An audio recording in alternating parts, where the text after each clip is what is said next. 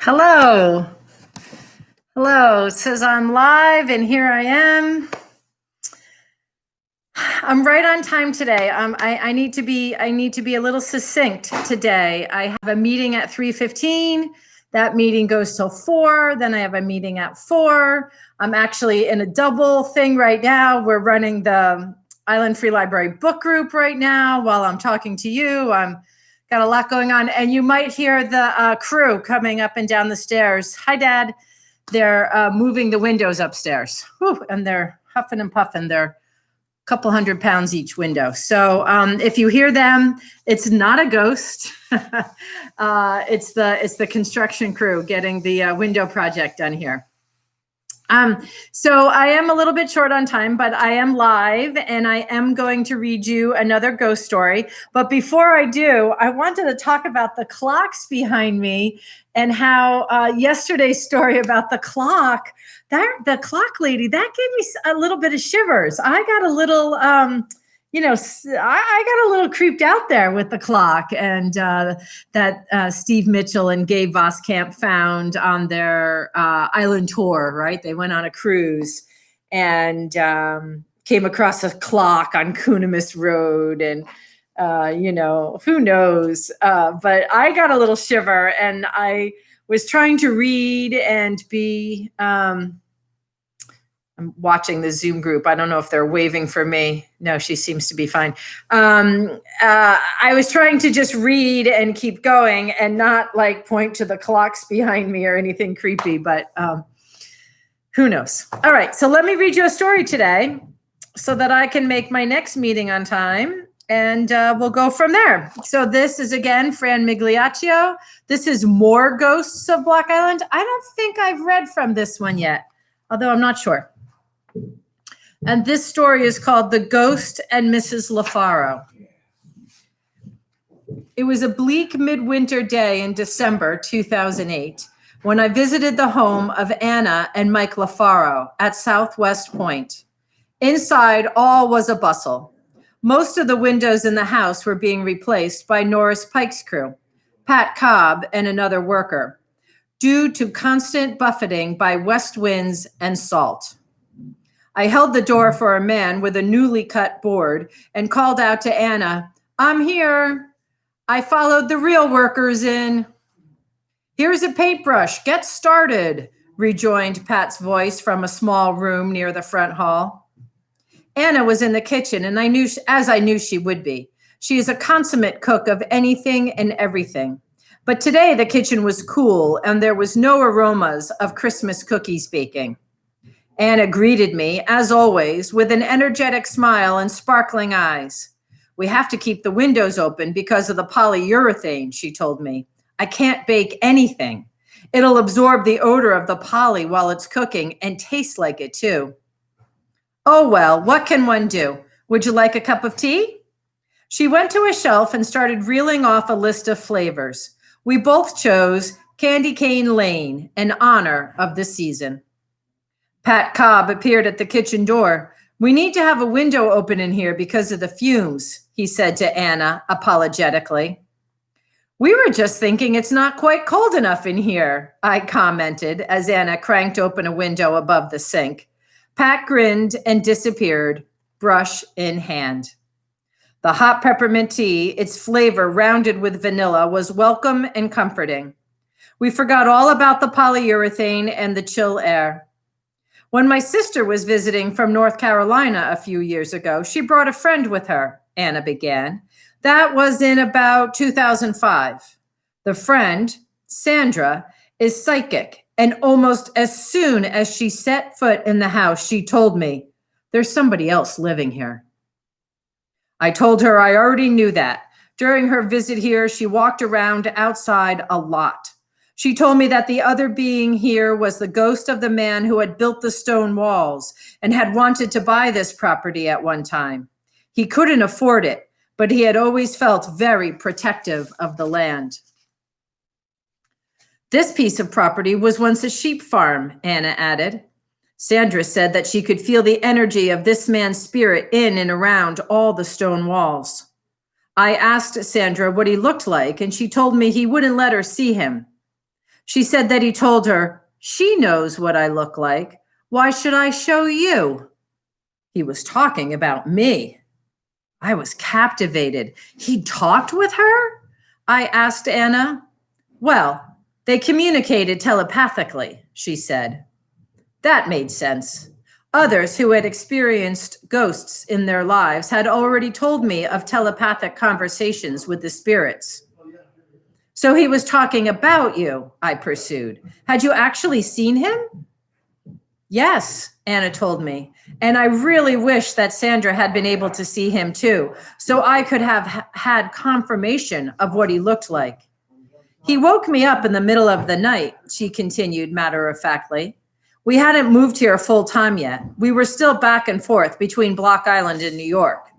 I was here with Shakespeare, but otherwise I was alone. Shakespeare wasn't here in the room with me. Shakespeare was the Lafaro's brindle pit bull mix, a gentle and gentlemanly creature who had died at a ripe old age some months before this interview with Anna. Anna paused, seeking to clarify her sighting of the ghost.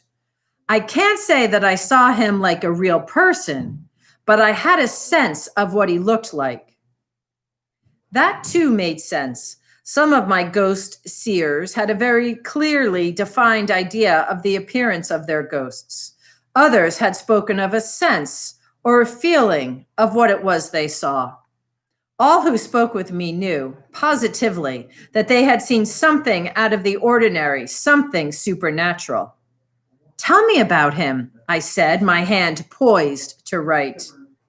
He had a long, scruffy, graying beard, an old-fashioned cap, sort of like a baseball cap, only an older style, rounded with pleats, not close to the head like a modern cap, and with a bill. It reminded me of an old army hat. He had a heavy beige jacket, canvassy looking, with peplum, and he was wearing a leather belt. He had heavy black boots, and his pants were either stuffed in them or they were short, like knickers, and baggy. I had a sense of a Revolutionary War uniform somehow, and he was dirty, as though he'd been out on trails. I thought he might have been a Native American, but the clothes were wrong. What did he do? I asked, impressed by the detailed description. It shouldn't have surprised me. Anna is a nurse, a gifted seamstress, quilter, and home decorator, and is very detail-oriented. Something sat on the foot of my bed, and I woke up and saw him. I knew there was a spirit there. I was frozen in place, and every hair felt as if it was straight up. When he sat on the bed moved. It went down where he sat on it. I kept the lights on the rest of the night, she concluded. Did he talk to you? I asked. No, she said, and I was too immobilized to say or do anything. Anna continued. The next morning, I had a sense that he was in the bathroom while I was showering. I told him, "Don't wake me up. Don't scare me in the middle of the night. I don't mind if you keep me company during the day, but it's not nice to come into the bathroom while I'm showering." When I was getting ready to leave the house and go back to the mainland, Shakespeare was in the front hall, barking down the hallway. There was nothing there for him to bark at. Anna backtracked a bit in her narrative. The time I saw the ghost on the foot of my bed was my second experience with a ghost in the house. The first time was a few years earlier when we first moved in. Anna confirmed that their home, built by Norris Pike, had been completed in 1990. That was the year they moved in. There had been people working in the house. I was downstairs in the kitchen alone, eating lunch. I heard the buzzer go off in the clothes dryer, and at the same time, I heard a vacuum cleaner upstairs. I went down the hall, checked the dryer, and turned it back on. And when I came back, I could still hear the vacuum cleaner. I wondered who was still up there. I thought everyone who had been working had gone. I looked out the windows, and sure enough, all the other cars were gone. Nobody else was in the house. So I went upstairs and found the vacuum cleaner in the loft, wide open with no bag in it, and it was running. I turned it off and it didn't come back on. So it was nothing to do with the wiring or the plug or anything like that. And no person working up there would have turned it on and left it running without a bag in it. As she took a sip of the warming peppermint vanilla tea, I asked her if other family members had seen or felt the ghost. No, he seems to be around when I'm by myself, she said, but guests have commented from time to time. A couple of years ago, George Marley was staying here with us. In the morning, he asked me, "Why were you walking up and down the hall all night long?" I told him I hadn't been up at all. I'd been sleeping soundly in bed all night, and so had Michael. I told George it must have been the ghost. George Marley was a young man who, for some time, was the sole choir member at St. Anne's by the Sea, leading the congregation in song with his mellow tenor voice. Unfortunately for St. Anne's, he left the island in 2007 to seek a career on the mainland. Anna resumed. Another time, a few years ago, members of the P&Q's quartet were here for the Block Island Barbershop concert. The concert was on a Saturday night, and the group had arranged to get up, shower, and work around each other so they could all have a shower before they left in the morning. One of the women in the group told me later that she was lying in bed thinking, "Do I have to get up? I'm so sleepy." She felt a tap on her shoulder and assumed it was her husband, waking her for her turn in the shower. She heard the shower running, but she looked around and her husband was fast asleep beside her in the bed. He hadn't been in the shower, and neither had anyone else. Anna spoke again of the psychic, Sandra, who had visited and felt the presence of the ghost. Sandra asked me if I wanted the ghost to be gone. Anna said, I told her, no, he's welcome to be here, as long as he doesn't interfere. I don't want him waking me up or being in the bathroom with me. But if he likes to clean, let him stay. He has to learn to use the vacuum cleaner, though, with a bag in it. I think the ghost and I are at a good place now, she concluded. I haven't seen him or had any other experiences for a while, but I told him I don't mind if he's here.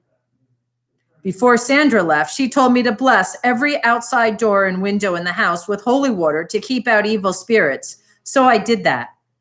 But you don't know who it is who might have wanted to buy the land, I asked her, referring to her protective ghost. No one seems to know, Anna said, and it would be farther back than anyone alive would be able to remember. I thought he might be attached somehow to the cemeteries. There are 2 little family cemeteries very near here. There are? Another storyteller had recently posed the theory that cemeteries and moonlight pave the way for ghostly appearances. Anna told me how to find the cemeteries. They're on private property, but I think the town maintains them, she concluded. Mike Lafaro came in from his Tuesday with the lunch bunch, a community lunch cooked by volunteers and open to all who wish to partake. There are usually 20 to 30 lunchers in the bunch. Mike is a dedicated dishwasher and kitchen hand every week and a fine cook when one is needed. We chatted a while about non-ghostly matters, and I took my leave of Anna and Mike's warm hospitality. It was an overcast afternoon, but still early enough for good light. As I drove inland, away from the Lafaro's property, I saw 2 handsome bucks in a clearing near a stone wall. The deer stood like statues, as they often do, staring alertly at my car, unafraid unless I made a move in the wrong direction or a noise that warned of danger. Cemetery sentinels, I decided. I pulled past the deer, parked at the side of the road, and made my way up to the top of the knoll. The property was indeed private, but no one was around to answer if I had knocked on a neighboring door and requested permission to be there. As it was, I intended no harm or disturbance to anyone, living or dead. On the knoll were 2 family cemeteries side by side, each in its own little enclosure of stone wall. The Dickens Cemetery spanned the decades from 1856 to 1895 and held 17 stones. 8 of them, small and unmarked, were most likely for infants. The Allen plot, dating from 1844 to 1889, contained 10 stones, 10 stones, 5 of them the small, unmarked ones. I scanned the headstones.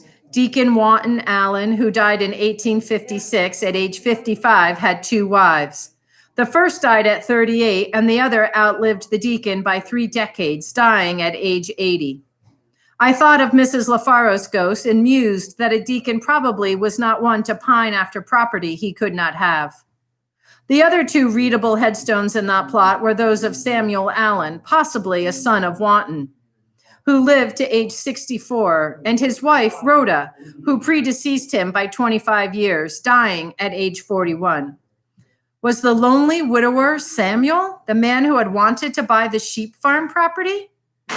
I stepped over the wall to the Dickens cemetery. The plots had no gates or openings. The Honorable Luther Dickens, I noted, died at 56. He too had 2 wives, Mary, who predeceased him by a decade, and Hannah, 23 years younger than Luther, who outlived him by 15 years, dying at age 48. Did the Honorable Luther once want to buy the sheep farm? Another possibility was Raymond Dickens, born in 1802 and living to 83 years of age. His first wife, Isabella, had 2 children who grew to adulthood. She predeceased Raymond by 35 years. Raymond also survived his second wife, Lucy, just 1 year younger than he. She died 2 years before him. Raymond's son, Anderson B. Dickens, lived to be 80, surviving his wife, Loxie, by 12 years. Another family cemetery lies a bit farther away on private property. 4 adults and 4 infants are buried there, and the dates of each all fall in the first half of the 19th century. Perhaps Mrs. Lafaro's ghost is connected with this plot. It might explain her perception that the ghost had been walking on trails, perhaps through brush, to arrive at her house. Might any of those so commemorated be the man who wanted to buy a sheep farm and whose spirit in recent years has chosen to make itself visible to only 1 woman on the property it guards? Who could know? The steady, cold wind sweeping up through the pastures made the knoll a chill place to linger. I took my leave. The leisurely drive home that gray midweek afternoon took me through a landscape of incomparable beauty, even, or perhaps especially, at that time of year. Bare trees, the cast of the sky, weathered shingled houses, stone walls textured with lichen, bayberry thickets punctuated by winterberry. It was harmonious, all of a piece. No other vehicles plied the roads, and only 3 pedestrians, seeming faceless in their wraps of woolens against the west wind, were to be seen out of doors. The time could have been that day, the day or the week before, or a century or so ago. Whatever time it was, there was no better place to be.